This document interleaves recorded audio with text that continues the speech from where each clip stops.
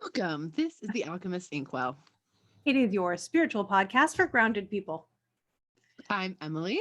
And I am KristaLyn, and we have a really interesting, relevant episode to talk about right now. It's been coming up a lot. I've seen it on social media, and it's a subject that I think is a little bit vague.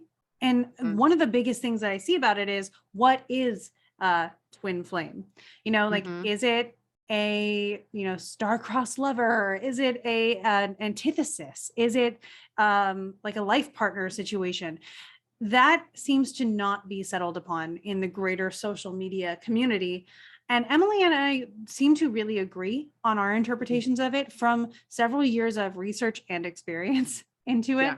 So we figured we would take this chance, since someone in a recent thread did ask us about it.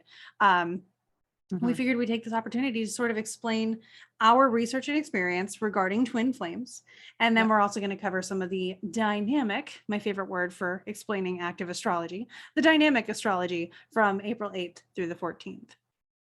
Yeah, a couple things I want to touch on with this too before we get going and diving. First of all, I just realized we're both wearing yellow, and that made me happy. So I'm just going to start there. But yeah, we wanted to talk about twin flames today. It is not my favorite topic, and I'm going to be super clear about this. It's not something that either of us were like, yay. It was more like, we should bring this up, because much like people who really throw around the word empath, it is very much different than it is commonly talked about. So we're going to talk a little bit about that, because we've been asked repeatedly, because it is seeming to trend for whatever reason right now. And I'm sure there's an astrological reason that Krista will touch on, but also it lends to a lot of deeper thought about how the universe itself works and operates, and the ways that the energy comes in and how we're experiencing it, which perfectly in alignment with our energy to talk about it right now, not going to lie. So that's why we're bringing it up. Not to mention the astrology that is, I like your word, dynamic, and the energy coming in our space over the next, week or so it's pretty dynamic. It's pretty dynamic. Yeah.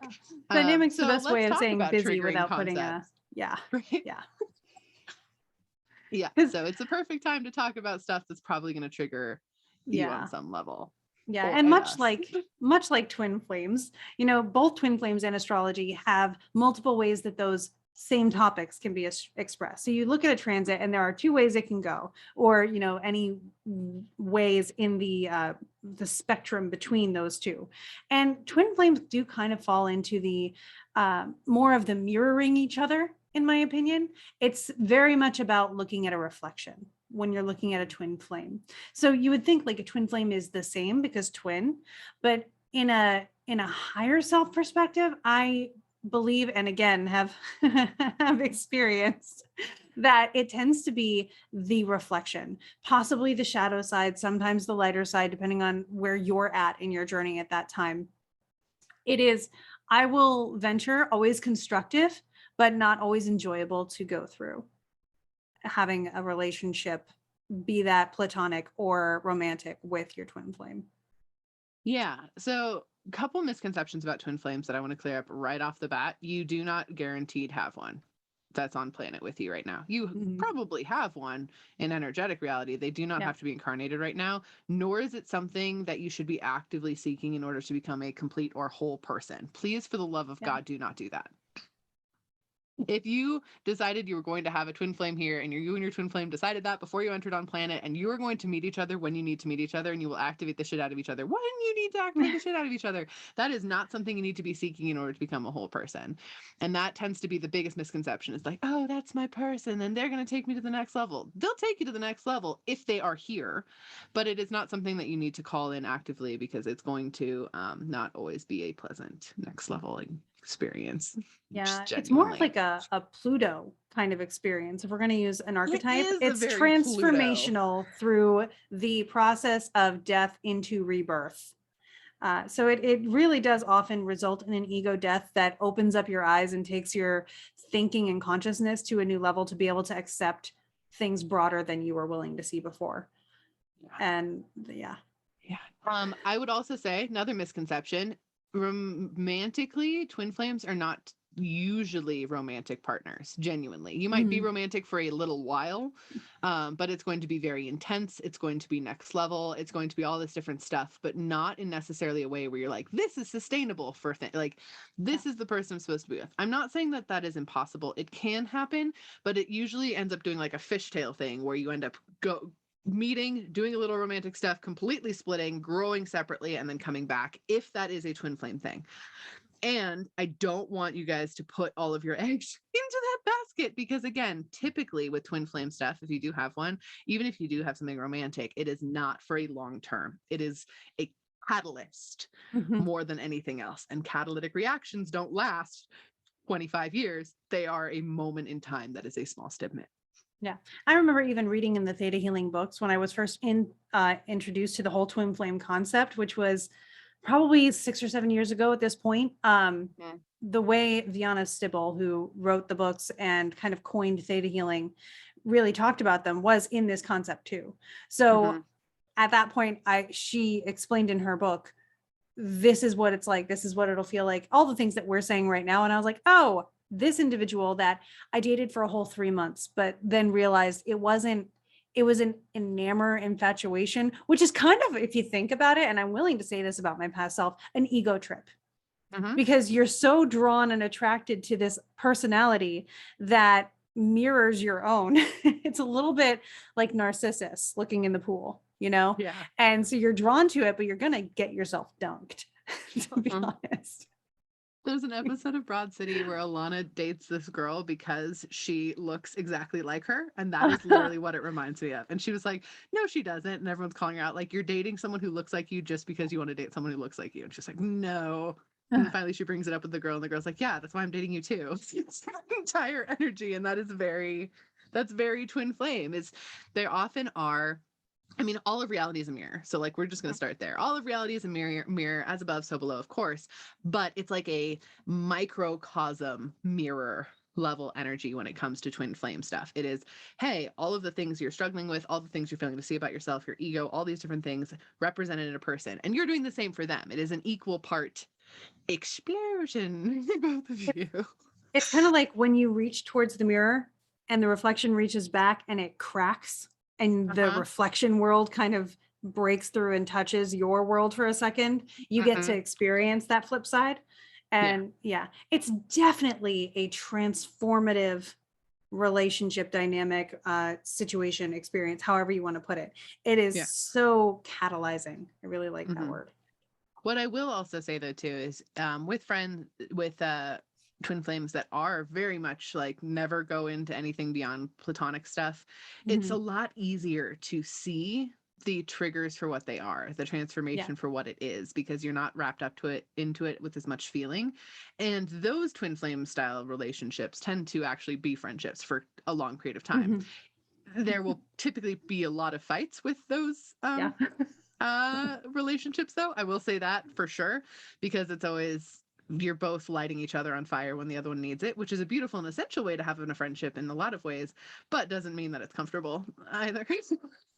I actually, one of my closest, dearest friends right now, I've had 2 experiences that I would consider possible twin flame experiences. And I'm not saying everybody has multiple twin flames either, but one was a relationship dynamic that really launched me through trials and tribulations into my intuitive acceptance journey. Another one was this individual who is now a lifelong friend of mine, but through a journey. We like to call it our hero and villain origin story kind of thing, because we met in kindergarten when this person hit me in the head with a piece of coal and cracked my head open. For no reason.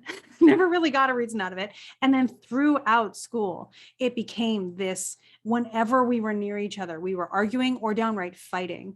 There were even like death threats at one point. And then at some point, we grew to enjoy the arguing. We grew to enjoy the way that we challenged each other. And it became this dynamic for us that if someone else tried to get involved, we were like, excuse me, we're having an argument. We're having a good time. Can you leave?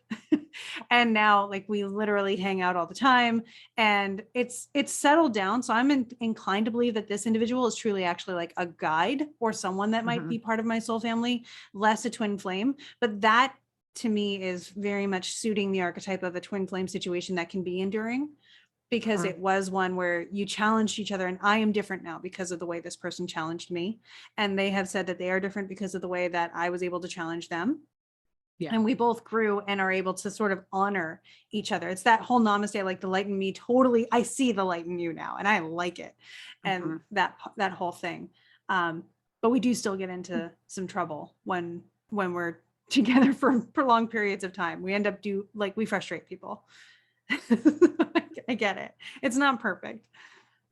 Yeah. Well, no, but I think that is a really good expression of that energy. And another misconception is very much the like romanticized idea that like you want to call the twin flame in, and it's going to be this beautiful, even if it's, you know, destructive, whatever. And it's a lot realer than that. It's a lot more dynamic, since we're using that word a whole bunch today. Yeah. It's a lot more you will stare yourself in the face in a really really intense way, and that is oftentimes really rough. So I think since it's coming up so much in collective, I think it's just really important for us to define it, and to help us understand that. I've also done a decent amount of channeling on this. It tends to be that the same twin flame has gone through a lot of lives with you, or at least you guys have a higher self kind of agreement sort of situation of like, your twin flames always is the kind of way that it shows up.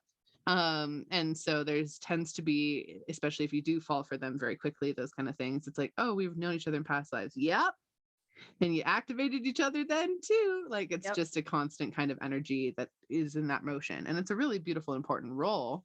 Again, not everyone has one in this lifetime, because maybe that's not what you're needing, and that's perfectly valid, but you had one probably in past lives, or your higher self has one, you name it. There's tons of different ways that it can happen. But it's not required to feel complete or to have this existence. Like you can activate without that. It's just some of us chose to go a different route with it. Yep. Yeah, it's kind of like, I don't want to call it a shortcut, but it's like taking the shortest route between 2 points to learn a lot in a very intense amount of time. If you watch anime, it's kind of like cram school. So it's like doing extra school outside of school so that you can cover a lot of ground in a short span of time. Or it's like a time jump where all of a sudden all of your characters have up leveled massively, and you're just like, how did this happen over 2 months? Like, we didn't really explain it, it just did. And you're like, all right, like that's definitely another way. Like in the Emperor's New Groove, where it's like, how did you beat us here? I don't know. How did we beat them here? I don't know. It doesn't make any sense. Like it breaks the third wall a little bit. I learned recently that the Emperor's New Groove was entirely improvised, and they made the animation around it. There wasn't a script, which I just think is beautiful and amazing, which is why so much of it is like absolutely chaotic. Which is fantastic. Awesome. Yeah. It's really interesting. And I love that we're doing this episode right now, because it is such a cerebral time that we're all kind of sitting in, of thinking about like the world. We even got into this huge discussion before we even hopped on to record this about like the nature of our souls and like the nature of why we're here and those kind of things. And I think it's a perfect time to have that kind of discussion, and twin flames really lends to that too. So I always encourage you, like, we're giving you all not the end all be all information, but basically what our interpretation is based on years of ourselves living it, years of study, years of channeling that we've both gone through separately as well as together, and giving you the tools to decipher yourself. If you have different beliefs around it, if something else resonates with you, by all means, go for it. That is your zone. But it is important to have these dialogues around these really pop spiritual subjects, like I mentioned earlier, like being an empath, like twin flames, like you know, just different things like witchcraft or spellcraft, like those things that come up. And we talk about pop astrology all the time, and they tend to be just really quick little grab ideas that can show up in a meme, but there's so much depth there that is erased, and just having these deeper conversations is in a perfect alignment with us right now. And I highly encourage you all to do this in your personal life too. Yeah, this is what I like to call doing your research. It's not saying, oh, this is one source I'm going to listen to, and I'm only going to take this source into accountability, and I'm only going to believe this source. We're going to talk about this later in the astrology, ironically. It's doing your research. It's looking at various sources. So what we are doing is providing a source to add to your research. We are one voice among many that we hope that you are listening to right now, so that you can take those, integrate those into your worldview and see what aligns best with you, and then move forward and experiment with that lifestyle, with that worldview, with that perspective, to see how you end up living it. Because that's the ultimate thing. You're going to live this in your way. We're just giving you ideas for how to begin navigating that journey, if you're in the middle of it, if it hasn't begun yet, or if you're acknowledging now that there was an experience and this is giving it some what it starts with an A. Yeah. No, validation, I think, is the word I'm going for. Some validation. But I think there's a word that starts with an A that my brain's trying to find. I'll let you know if I find it. Yeah. Affirmation, maybe.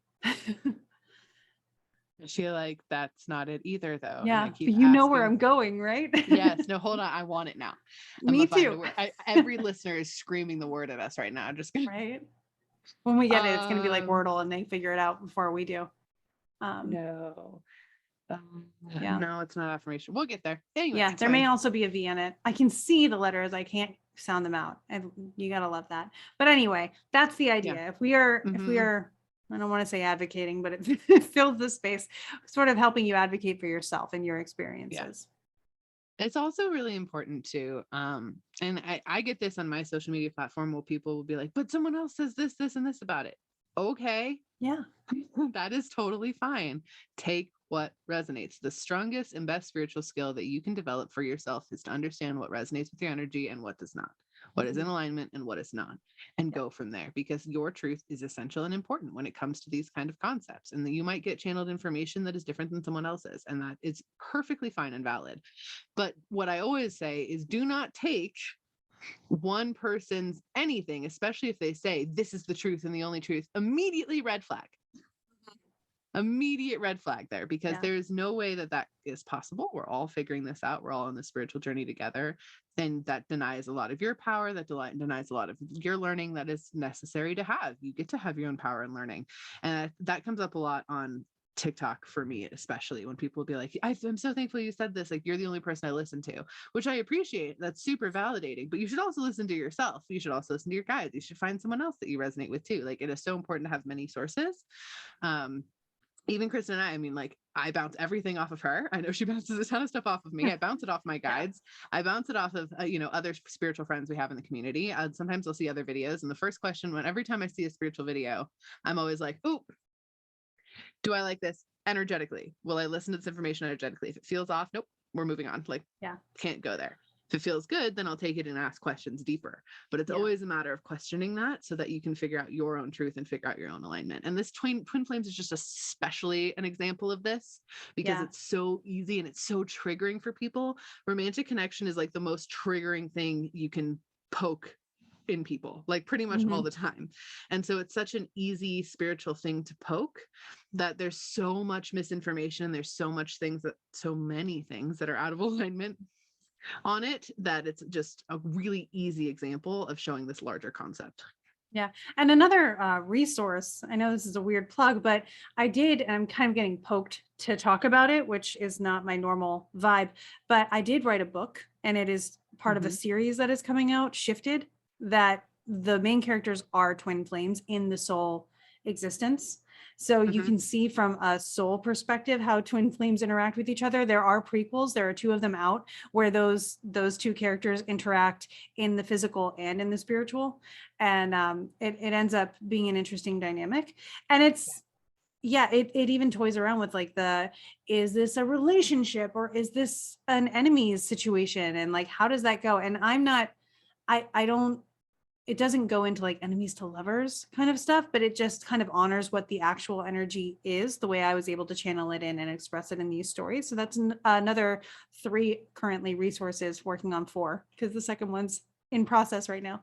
That might be able to help, part of the Shifted series. So I hope that helps too. But it's just so interesting that people right now are seeking out twin flames. And part of that to me is the energy that we're currently in, where people are looking for something to believe in, something to cling to, something to trust.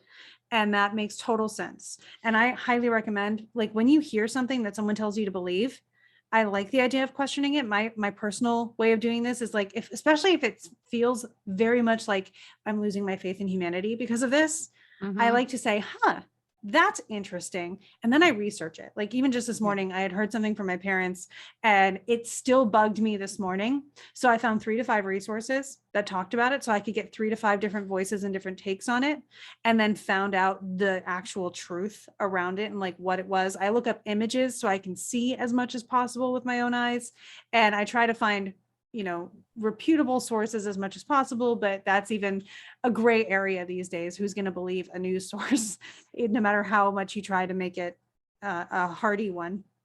But another thing is, it almost feels, and let me know what you think about this too, because it was a ping I just got, that we are definitely seeking activation because of this shift in dynamic, shift in paradigm that we've come into since 2020. We all feel different on the inside, and we're looking for someone on the outside to make it feel real. We're also looking for sensation, because a lot of us have entered a phase where we are very unclear, and that is true to the astrology. So don't feel bad if you're feeling this. I've been feeling this too, where it's almost like a numbness on the inside, and we're just looking for someone to activate us, to give us sensation, to help us realize our identity. So a lot of people may be running into twin flames because it is reawakening them in this new way of seeing things, perceiving things, living things. I fully 100,000,000% agree. Yes, on all of those levels. I feel like that is a lot of what's going on is people are like, oh my gosh, I need something, like wake my soul up again. I'm so tired. Part of that is avoidance, because we're entering into like a period where we actually get to grieve all the things that we've lost and changed and whatever, and feeling that no one wants to do. They just want to activate into the next thing. That's what you're being called to. It's like, can you take a minute and like grieve what you've gone through? Because we just went through this huge earth-shattering change, which means versions of you have gotten left behind and you are now an entirely new person. And that is perfectly fine. But no one likes to do that, nor does anyone want to confront that. So a lot of And it is society avoidance, doesn't like, support doing that. So it's the no. pressure from social media and from elsewhere makes us feel like it's wrong to be in that stillness. Yeah. So that's what it is, I think, on a big level too, is people like, I want to feel something, instead of feeling what they are. It's like, activate me, push me into the next space, which is great on some level, but you need to hold space for the other side of it too, because you're not going to get the positive activation, push you to the next level space without doing that. It's going to keep being avoidance and bypassing, which is just going to make the ball grow bigger and bigger like a snowman until there's nothing you can do. And then it's going to suck. So holding that space equally.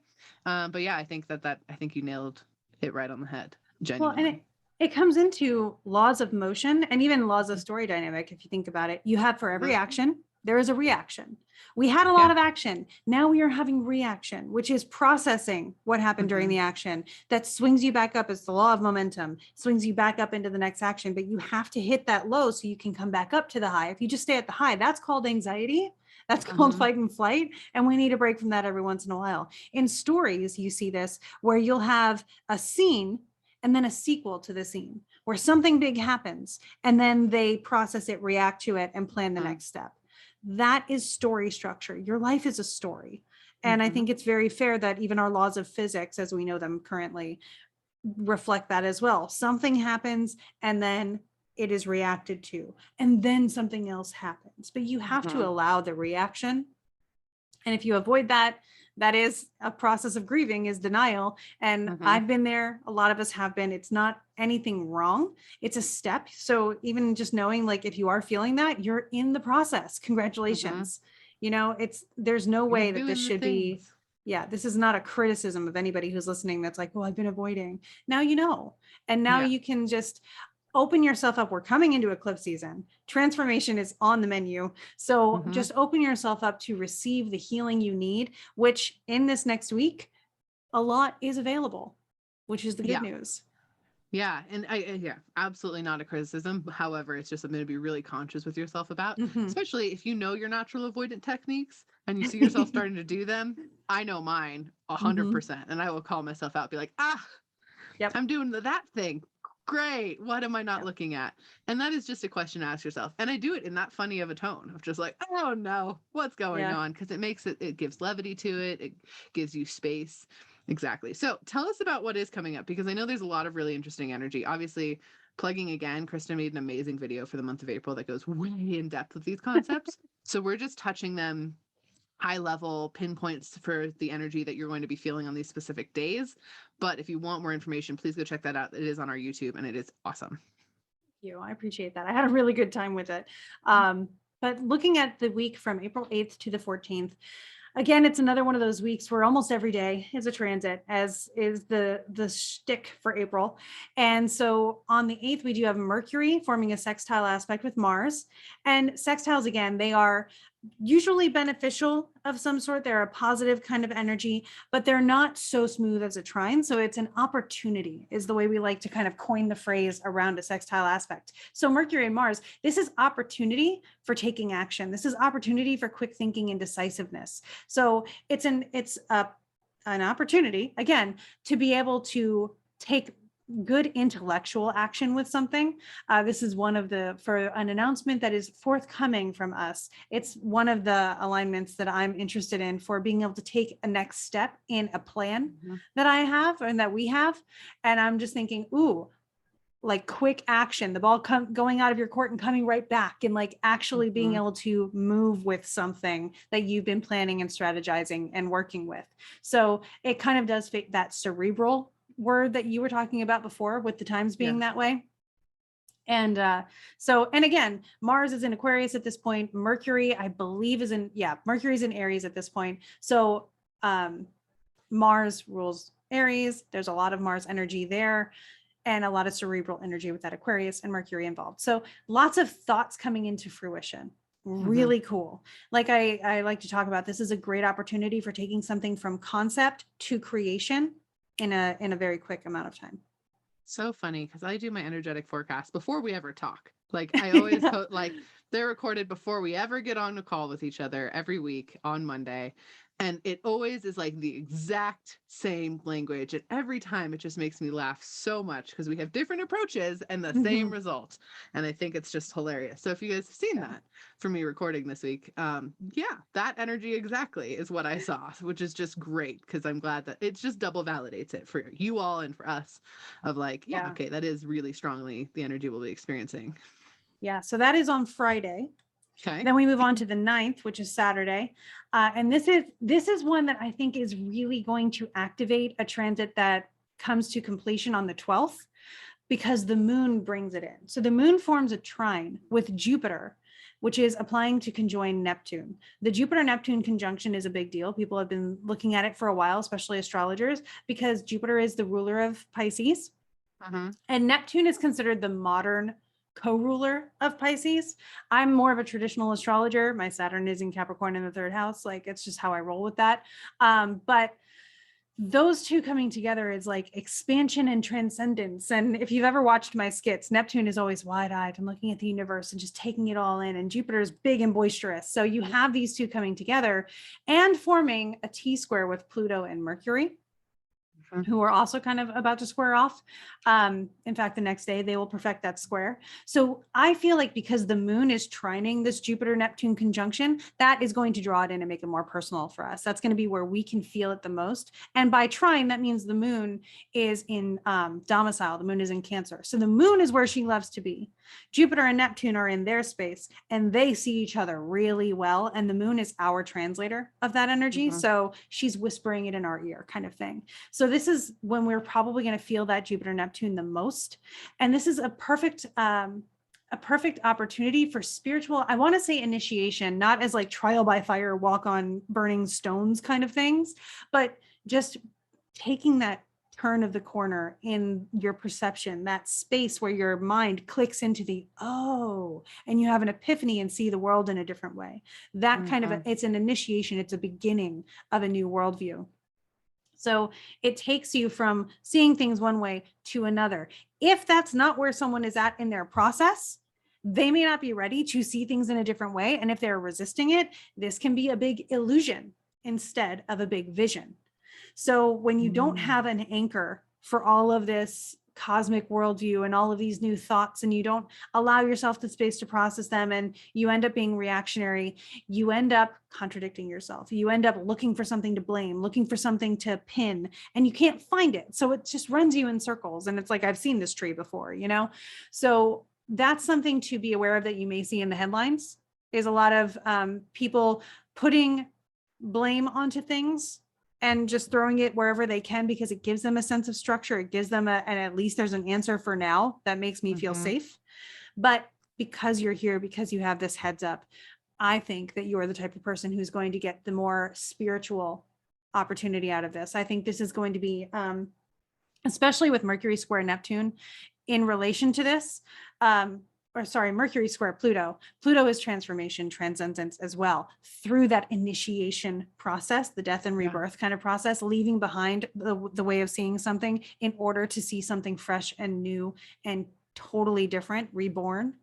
And Mercury translating that. Mercury traditionally did rule astrology. Now Uranus gets some credit for that as well, but Mercury is the calculator. So Mercury's thinking about it, which is why I feel like this is a worldview thing, especially with Jupiter being involved. And so this is really going into your spirituality. It's an opportunity to meditate, to take things in, to open yourself up. I would even do a card pull to anchor it and give yourself something to I was gonna say, process. I think the day before you should set an intention. I think it should be something that you're going to claim an intention around, and it'll work however it works, but having that will help you have that little bit of anchored control. So actually, this is the perfect day to set the intention, simply because the conjunction between Jupiter and Neptune will perfect on the 12th. So this is the moon saying, hey, this is us aligning with it. So this is the day where you can say, hey, moon, thanks for the telephone call, making my intentions now, doing my card pulls. On the 10th, the very next day, the square between Mercury and Pluto will perfect. And then Mercury actually moves on into Taurus, and Saturn will be at the bend of the nodes. So Saturn is creating this pivot point, like putting a stake in the ground between where we're coming from and where we're going, and being very discerning and almost critical about like what needs to be gotten rid of and what needs to actually be built to last. So it may feel a little restricting in where you can go, but that's mostly in my interpretation because you'll want to take these impulsive actions, and like if it's not working, just break it. If you've ever gotten frustrated and you're like, you know what, fine, and you just break something, that energy may be there with that Mercury Pluto square, but then Mercury moves into an earthy sign. So it's this impulse to fix and nurture new growth. So rather than considering it like the breaking of things, this is a perfect time to tend and pull weeds wherever they may be in the garden that you're nurturing metaphorically and in life. And that garden needs to sustain you. Saturn is saying, hey, if you're tilling this soil, make sure you're fertilizing it. Make sure you're taking the steps that are going to give you the long-term benefits, because we're not here to just grow poppies and flowers and daffodils. It's not, perennial. This is something, or no, perennial is the one that lasts all year round, right? It's not an annual flower. We're doing the perennial, whatever one lasts all year round, whatever one, we're planting the seeds now to reap them in the fall, that kind of harvesting process. So I'm not a farmer. I'm not very well versed in plants yet. I'm working on it. My father is a plant biologist, and I'm just like, he's screaming at me if he listened to this, because I don't know. And like, I know many annual, like, Latin names for plants because of him, but I think it's perennial. I'm also trying to think of like pine trees. I know that they're evergreens, but we're not talking evergreens either. We're planting something that is meant to sustain us long term and come back and just really work. I got the feeling, the vibe, because of all this Aquarius energy too, of a biodome. So something that is for the future, almost the future generation, our future self. So you're really high-fiving your future self with this and saying, I'm going to set you up for success today. And it's clearing that way and foreshadowing that kind of solar punk vibe, which I really like. If you haven't looked at solar punk vibe, I highly recommend looking it up on Pinterest. It's my new favorite thing. Probably going to write a book. I'm incorporating it into my current book, Tear Down the Sky, but I'm probably going to do more with it later in stories. And then the very next day, of course, we have the 12th, when Jupiter conjuncts Neptune by perfection. And at the same time, the sun will form a sextile to Saturn.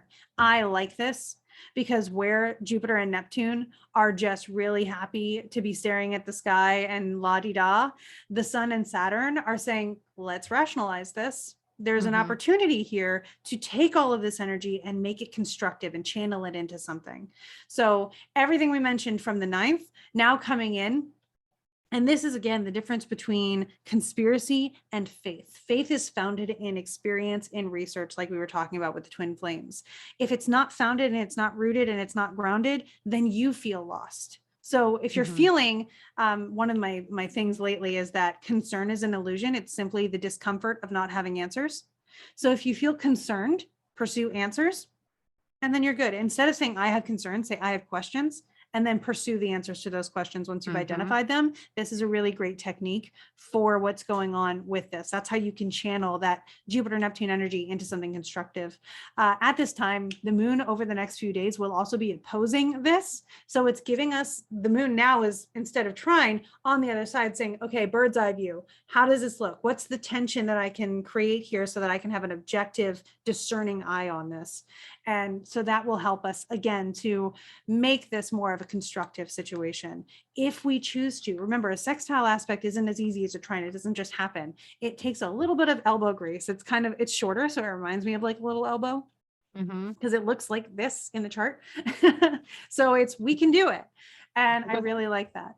And then the last one on the 14th is when Mars will get out of Capricorn, or sorry, will get out of Aquarius and move into Pisces. So that's like pouring water on a flame where it's been in air up until this point.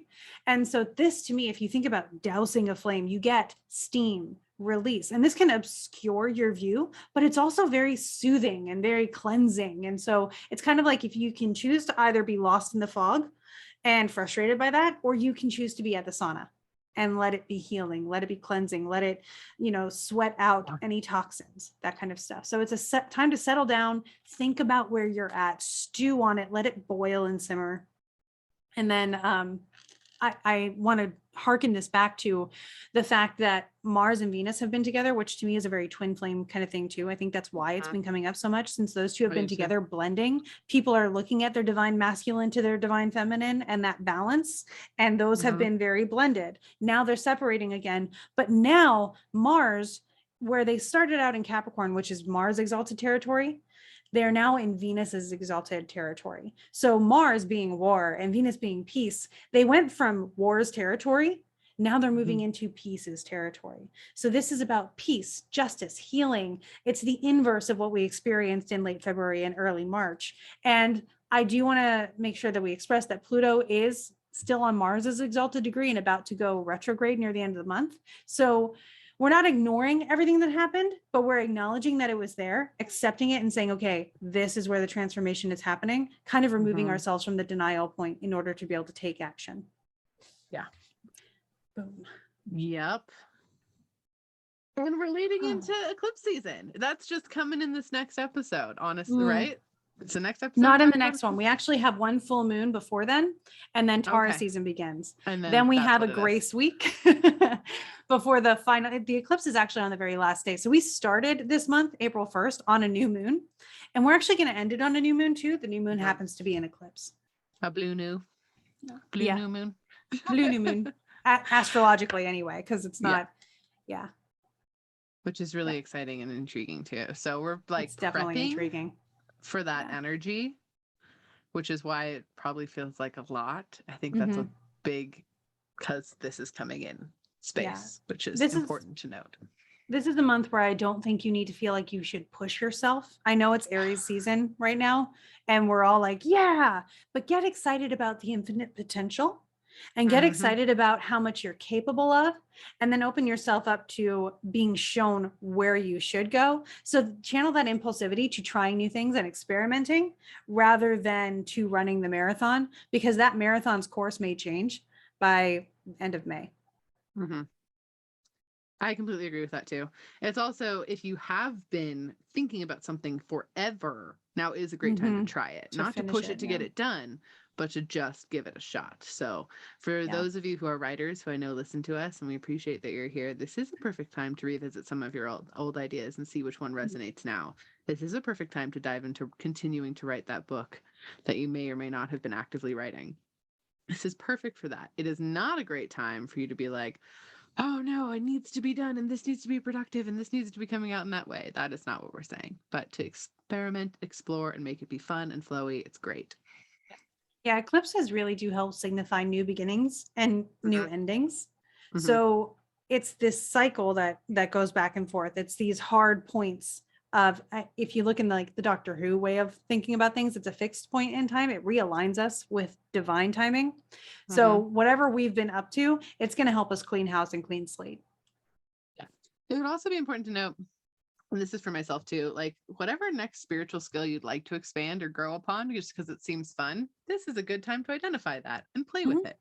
As opposed to being like, I need to be a master of this before I can move on. Like, well, find something fun to do energy wise. Yeah. Awesome. Well, we appreciate all of you and thank you so much for tuning in again.